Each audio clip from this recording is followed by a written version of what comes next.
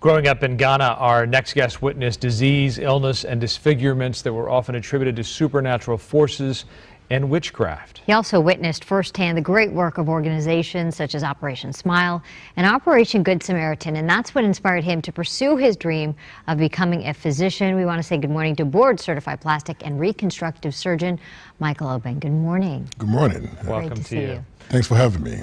So you're a 12-year-old kid in Ghana, dreaming of becoming a doctor.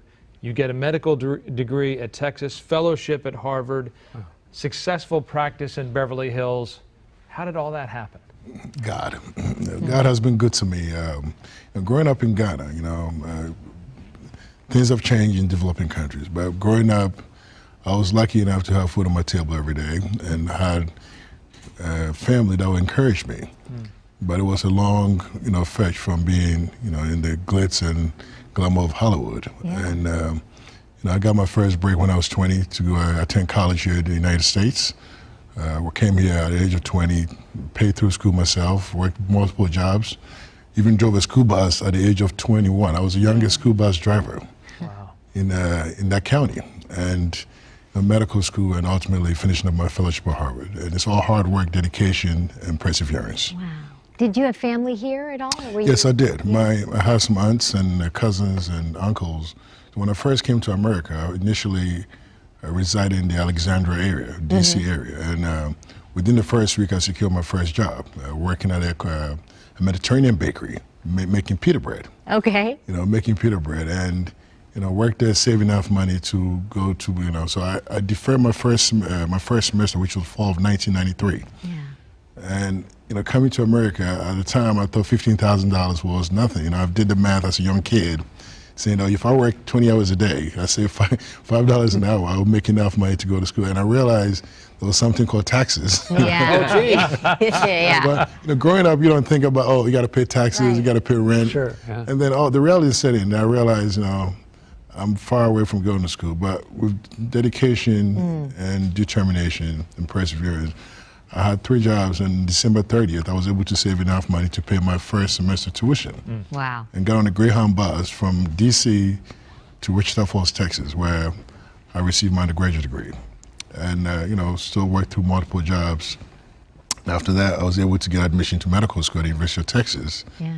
And after medical school, God was good enough and gracious enough, and with hard work, I was able to secure a fellowship at Harvard. So incredible it's journey. Been a dream. It's been an incredible journey, and it's still going on. It's not yet done, And when God gives you so much, you have to give back, and that's the reason why I started my charity in 2008, to be able to go back to Ghana, where I grew up, and to help people. It's called Restore Worldwide. It's called Restore. Restore. So it's an acronym.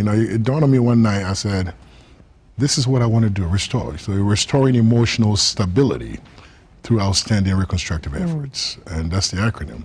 And since 2008, we've been to about 7 different countries. We've done surgery to a tune of about $25 million, all free of charge. And personally, I've done over $300,000 of my own money into this charity.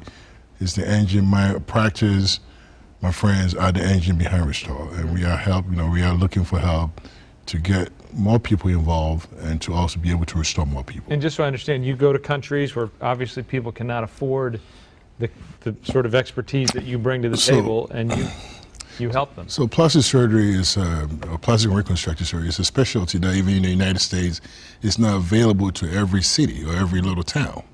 It's a very specialized field. And just to put things in perspective, I practice here in Beverly Hills and Roxbury. In a 1-mile radius, there are over 200 plastic surgeons. Okay, you go to a country like Ghana, where they have about 25 million people. The first time I went to Ghana in 2008 to do free surgery, there were 5.5 plastic surgeons for a country for 25 million people. Now the number has gone up, and I think there are less than 10 plastic surgeons in the country, the last time I checked.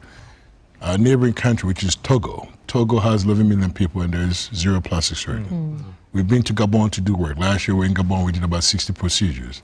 Gabon has a population of 1.2 million, and they don't have the plastic surgeon. So that gives you perspective. So the need is there. And you have kids with deformities, women with breast cancer.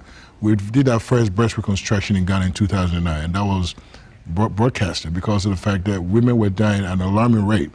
They would rather die with breast cancer than to have a mastectomy without the ability to reconstruct the breast. So these women were hiding their diseases. And in 2009, we did the first TRAM, which is removing tissue from the abdominal part, the tummy, and making the breast. So the need is there. And our goal is not just to restore people, but also to teach the local professionals, and pass on the tools so that they can be able to help their own people, from time. How can people get involved and help? You can go on our website, restoreworldwide.org, RESTORE, worldwide.org. And, any donation, is acceptable. There's no amount that's small. And also we are still looking we have 14 volunteers, but we're going to Mexico in December. So we can also recruit people for Mexico. And you can all fill out the application to be a volunteer or to donate money on our website. Well, thanks for what you're doing. Yeah. Thank you. And for more information on Dr. Obeng's practice, log on to ktla.com. We will connect you with restoreworldwide.org. Incredible work.